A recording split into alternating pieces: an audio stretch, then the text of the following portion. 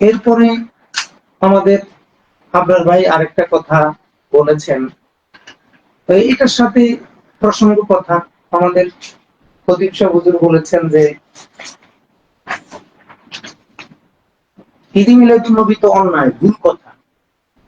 আপনার ভাই তো আব্দুল মালিক শাহ হুজুরের তাইদ করার জন্য, সহযোগিতার জন্য ভিডিও বানিয়েছেন, ওস্তাদের প্রতি সম্মান বোধ থেকে বানিয়েছেন। ঈদ মিলাদুন নবী তো অন্যায়, আব্দুল মালিক শাহ হুজুর তোমার গরমে বলছেন ঈদ মিলাদুন নবী তো অন্যায়, ভুল কথা। আমরা বলবো পৃথিবীর কোন মুস্তাহিদ ইমামকে কথা বলেছেন যে ঈদ মিলাদুন নবী তো অন্যায়, ভুল কথা? শুধু আমাদের জাতি মসজিদের ইমাম শাহ হুজুর ছাড়া, প্রতিটা হুজুর ছাড়া পৃথিবীর কোন মুস্তাহিদ ইমাম কোন কিতাবে কি বলেছেন ঈদ বলা অন্যায়, ঈদ বলা ভুল? যদি কেউ বলে থাকেন, কতজন বলেছেন, কোথায় বলেছেন? মেহেরবানি করে ওলামায়ে কাছে আমার অনুরোধ থাকবে, আপনারা এগুলো একটু জমা করে আমাকে দেন, আমি একটু মোতালা করে আমার চিন্তার পরিবর্তন আনার চেষ্টা করবো ইনশাআল্লাহ। যদি না বুঝি আপনার কাছে গিয়ে বুঝে আসবো। এরপরে আব্দুল মালিক শাহ হুজুর বলেছেন ঈদ হলো ঈদুল ফিতর, ঈদুল আজহা। ঈদ হলো ঈদুল ফিতর, ঈদুল আজহা, আর কোন ঈদ নাই। আবরার ভাই তো ওনার ভিডিওর মধ্যে বলে দিলেন লাতাইকুল মাআরিফের বরাতে যে আরাফার দিন, আইয়ামে তাশরিকের দিন, জুমার দিন, এগুলা ঈদের দিন। তাহলে ঈদুল ফিতর, ঈদুল আজহা ছাড়াও তো শরীয়ত আরো কয়েকটি দিনকে ঈদ বলেছে। তাহলে আমরা ঈদুল ফিতর, ঈদুল আজহার সীমিত করলাম কেন? হ্যাঁ, একদিক থেকে আব্দুল মালিক শাহ হুজুরের কথাটা সঠিক হতে পারে যে নামাজ ওয়ালা ঈদ দুইটা। ঈদকে কেন্দ্র করে যে নামাজ, নির্দিষ্ট আহকাম, এই নামাজওয়ালা ঈদ দুইটা, নামাজওয়ালা ঈদ দুইটার বিষয় হবে না, এটা তো সবাই একমত। নামাজওয়ালা ঈদ দুইটা, এটা তো এত রেগে গিয়ে এত রাগ করে তো বলার প্রয়োজন নেই, এটা তো সবাই বুঝে নামাজওয়ালা ঈদ দুইটা, এটা তো কোনো সমস্যা নেই, এটা তো সবাই মানবে। আর যদি বলেন না ঈদ হলো দুইটা, এর বাইরে কোনো শব্দের আগে, কোনো অনুষ্ঠানের আগে, কোনো দিবসের আগে ঈদ লাগানো যাবে না, তাহলে তো আব্দুল মালিক শাহ হুজুরের কথাটা হাদিসের মুখালেফ হয়ে গেল। হাদিসে রাসূল সাল্লাল্লাহু আলাইহি ওয়াসাল্লাম জুমার দিনকে ঈদ বললেন, আরাফার দিনকে ঈদ বললেন, আইয়ামে তাশরিককে ঈদ বললেন। তাহলে হুজুর বলতেছেন ঈদুল ফিতর, ঈদুল আযহা ছাড়া আর কোনো দিনকে ঈদ বলা যাবে না, হাদিসে নবীজি বললেন বলা যাবে। লাতাইফুল মাআরিফে আবরার ভাই বলে দিলেন বলা যাবে। তাহলে এখন কি বিষয়টা অসুন্দর দেখায় না?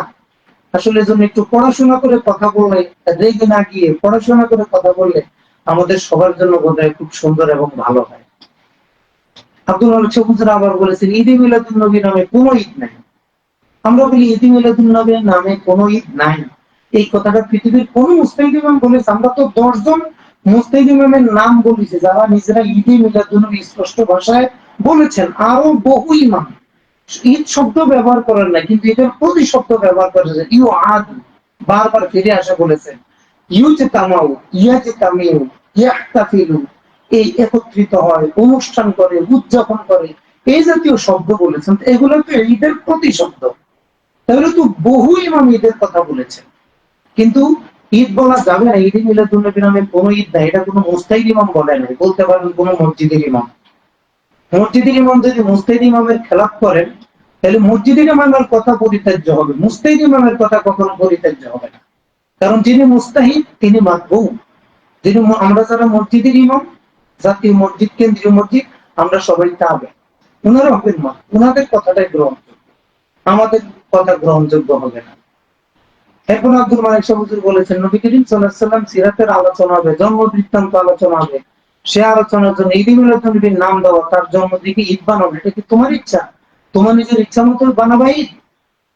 তো নবীর জন্ম বৃত্তান্ত আলোচনা আবার কবে হইলো আমাদের কমি মাদ্রাসাগুলোতে? নবীর জন্মকে কেন্দ্র করে তো একটা মাহফিল করাও না জায়েজ মনে করতেছে। একবার অলিপুর হুজুরের একটা আলোচনা আমি ভিডিও দেখতেছি, ওই দিন 12 রবিউল আউয়াল ছিল। হুজুর প্রথমে বসেই বলতেছেন আজকের মাহফিল 12 রবিউল আউয়ালের জন্য নয়, আমার কোনো তারিখ খালি ছিল না বিধায় আজকে নিয়েছি। মানে কি 12 রবিউল আউয়াল মাহফিল করা পাপ? এটা বেদাত। তো নবীর জন্মকে কেন্দ্র করে কিছুই করা তো আপনারা জায়েজ বলছেন। আপনাদের এই দুঃসাহসটা কে দিয়েছে? নবীর জন্মকে কেন্দ্র করে কিছু করলেই বেদাত হবে, এই দুঃসাহসটা কে দিয়েছে? কোন মুস্তাহিদ ইমামের অনুসরণ কারণে আমরা আলেম সমাজে এই ধরনের গর্হিত কথা বলতে চাই? এগুলো কি আসলে একটু পড়াশোনা করার দরকার না? কেন আমরা বলতে গেলাম এইসব ধরনের কথা? নবীর জন্ম বৃত্তান্ত আলোচনা হবে, কোথায় জন্ম বৃত্তান্ত আলোচনা হয় আমরা একটু খবর নেই। কোন কওমি মাদ্রাসায়? নবীজি সাল্লাল্লাহু আলাইহি ওয়াসাল্লামের জন্ম বৃত্তান্ত আলোচনা হয় কোন মাসে হয় একটু দেখি, আমাদের একটু রেকর্ড দেখানো। আমার জানার মধ্যে নবীর জন্ম বৃত্তান্ত, নবীর জন্মকে কেন্দ্র করে কিছুই করা হয়, একটা কুইজও ছাড়া হয়। অথচ এইসবে দেখেন কত কিতাব খতম দেওয়া হচ্ছে জন্মকে কেন্দ্র করে। আলোচনার জন্য ঈদ মিলাদুন নবীর নাম দেওয়া, তার জন্মদিকে ঈদ বানানো, এটা তোমার ইচ্ছা?